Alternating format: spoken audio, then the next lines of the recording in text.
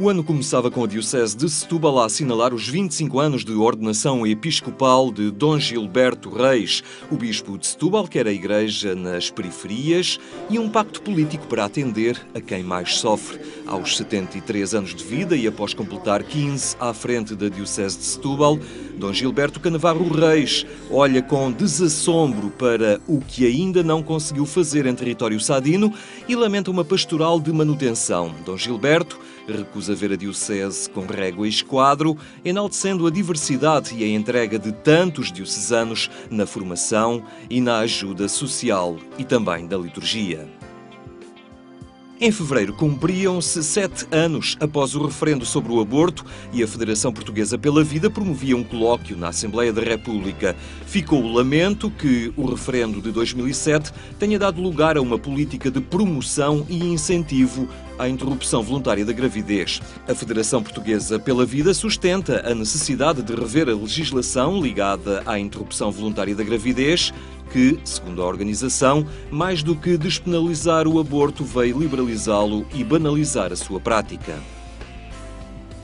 Março ficaria marcado pela morte do patriarca emérito de Lisboa. Dom José Policarpo faleceu aos 78 anos, vítima de aneurisma na aorta. Dom José Policarpo tinha apresentado a sua renúncia ao cargo em 2011 por limite de idade, sendo substituído no governo da Diocese de Lisboa por Dom Manuel Clemente. Em abril, a Diocese do Porto recebia o seu novo bispo, Dom António Francisco dos Santos, entrava na sua nova diocese, elogiando a alma da população e pedindo um esforço conjunto em favor dos frágeis, dos pobres e dos que sofrem, que envolva a Igreja e a sociedade. Na Catedral da cidade, Dom António Francisco dos Santos sublinhou a grandeza da alma portuense, da sua dimensão solidária e exemplar até para o todo nacional.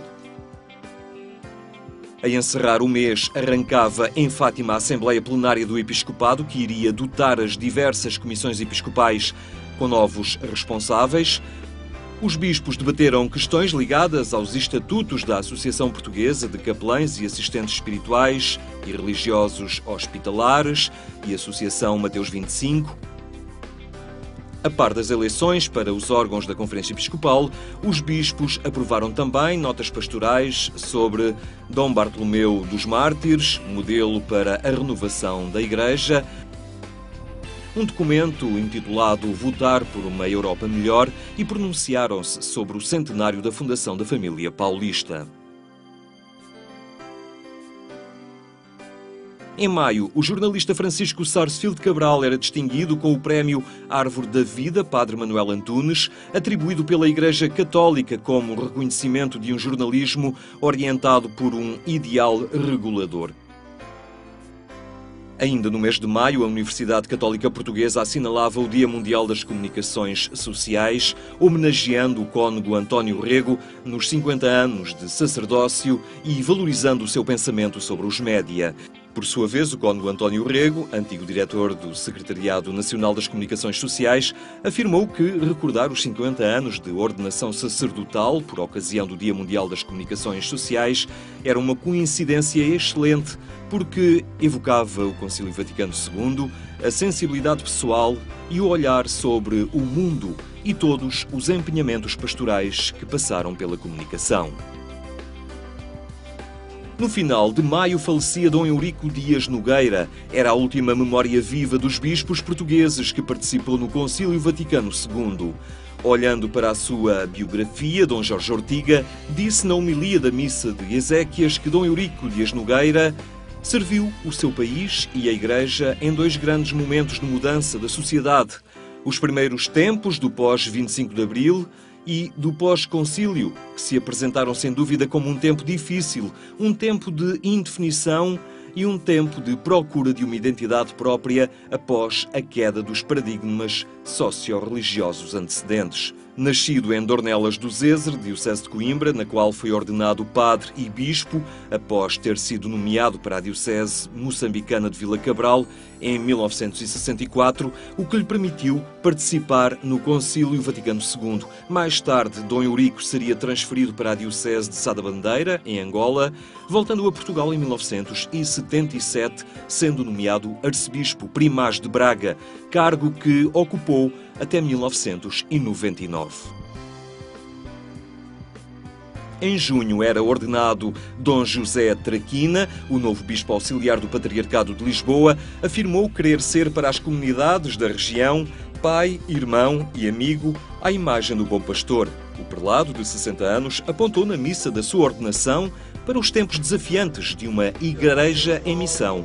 Alegrai-vos sempre no Senhor, uma expressão retirada da Carta de São Paulo aos Filipenses, foi o lema escolhido para a sua nova missão na igreja. No final de junho, a Igreja acolhia como bispo Dom Francisco Senra Coelho.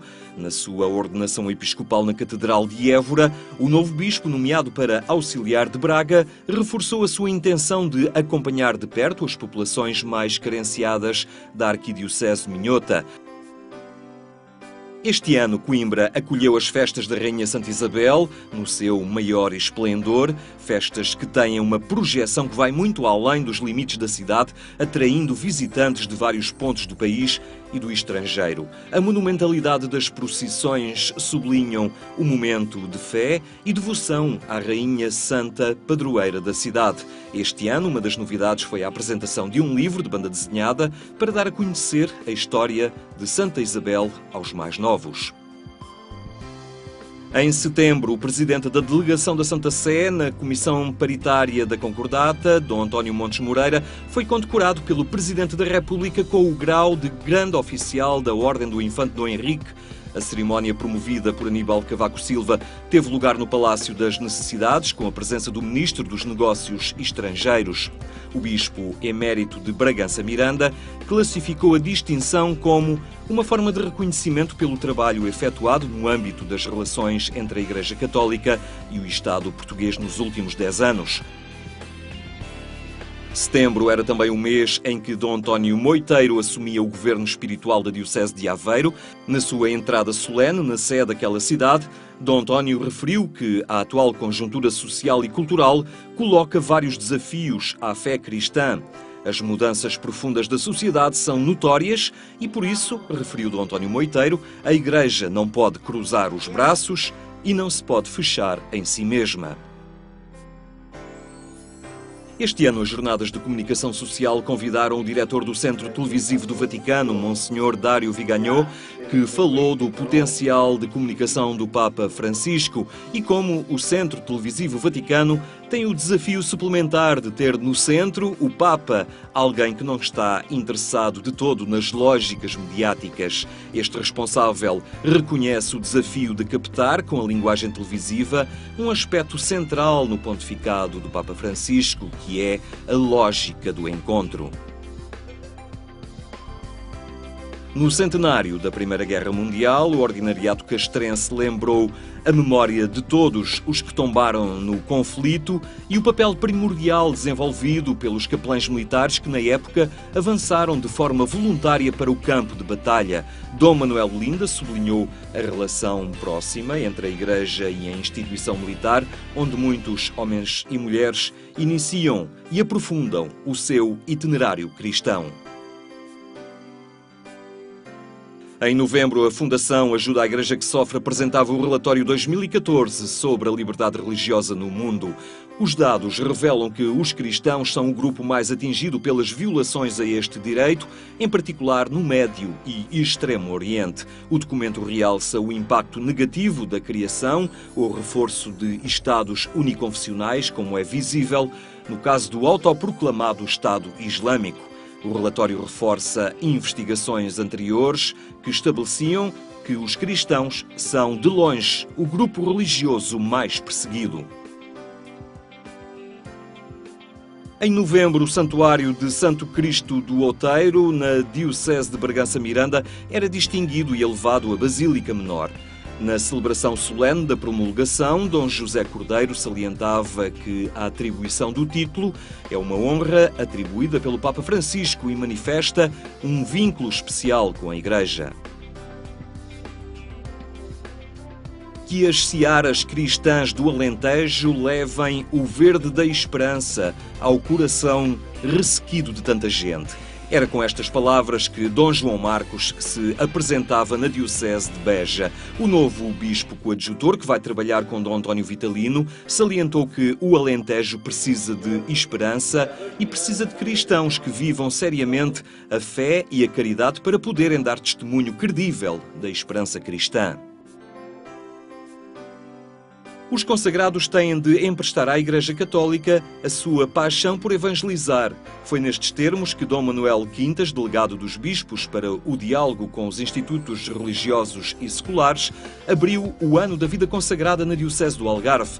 Por sugestão do Papa Francisco, os próximos meses irão ser vividos pelos consagrados como uma ocasião para valorizarem a sua vocação no serviço e no diálogo com o mundo.